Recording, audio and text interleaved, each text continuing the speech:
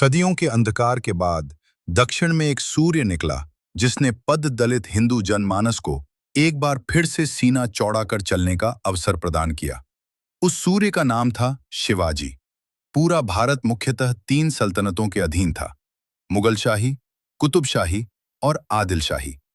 मुगलों ने पूरे उत्तर भारत को और बाकी दोनों शाहियों ने दक्षिण भारत को अपना गुलाम बना रखा था। उस समय शिवाजी के पिता बीजापुर की आदिल शाही सल्तनत के एक सरदार थे।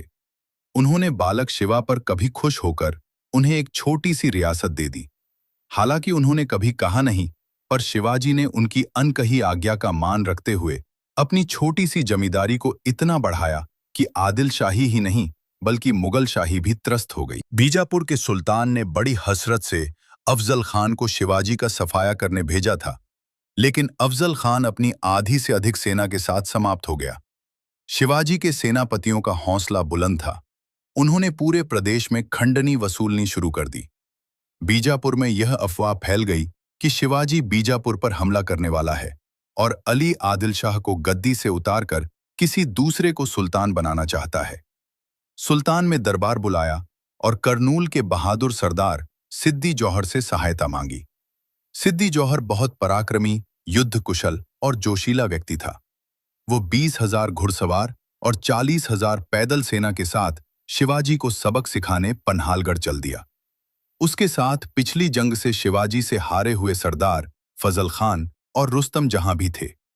शिवाजी की तमाम सेनाएं अलग अलग क्षेत्रों में अलग अलग मुहिमों में व्यस्त थीं। समय शिवाजी के पक्ष में नहीं था और सिद्दी जौहर चला आ रहा था। तभी खबर मिली कि मुगलों का सरदार शाइस्ता खान भी 75,000 की सेना के साथ निकल पड़ा है। शिवाजी ने अपने सभी किलों को अनाज, घी, बारूद से भर देने और पानी की समुचित व्यवस्था कर लेने का आदेश दे दिया था। कुछ ही दिनों में सिद्दी की फौज पन्हालगढ़ के किले तक आ गई और उसने समय न गंवाते हुए तुरंत ही किले को हर तरह और हर तरफ से घेर लिया। उधर शाइस्ता खान ने पुणे पर कब्जा कर लिया और चैन से बैठ गया। 2 महीने बीत चले। शिवाजी भी अपनी तोपों के भरोसे आराम से बैठे थे। सिद्दी जौहर का घेरा बहुत मजबूत था, फिर भी वह जब भी आगे बढ़ता, किले की तोपों की मार से उसे वापस लौटना पड़ता। शिवाजी को उम्मीद थी कि जैसे ही वर्षा ऋतु शुरू होगी, सह्याद्रि से आती पानी की मार से घेरा अस्त व्यस्त हो जाएगा और वे अपने चुनिंदा साथियों के साथ निकल जाएंगे। पर सिद्दी भी कम जिद्दी नहीं था। वह वर्षा ऋतु में भी डटकर खड़ा रहा। घेरा ढीला होने की जगह और कस दिया गया। उसने एक चाल और चली। राजापुर के अंग्रेजों को खूब पैसे खिलाकर उनकी लंबी दूरी तक मार करने वाली तोपें और तोपची मंगवा लिए। ये वही अंग्रेज थे जिन्हें कुछ ही महीने पहले शिवाजी ने अभयदान दिया था और संधि की थी।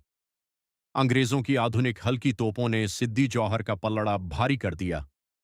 अब तो कुछ भी करके किले से बाहर निकलना ही था, अन्यथा पिंजरे में फंसे शेर की तरह कुछ ही दिनों में हिंदू शाही का उत्साह फेन की भांति बैठ जाता। एक रात पन्हालगढ़ के किले की दीवार से रस्सियों के सहारे एक सन्यासी को ऊपर लाया गया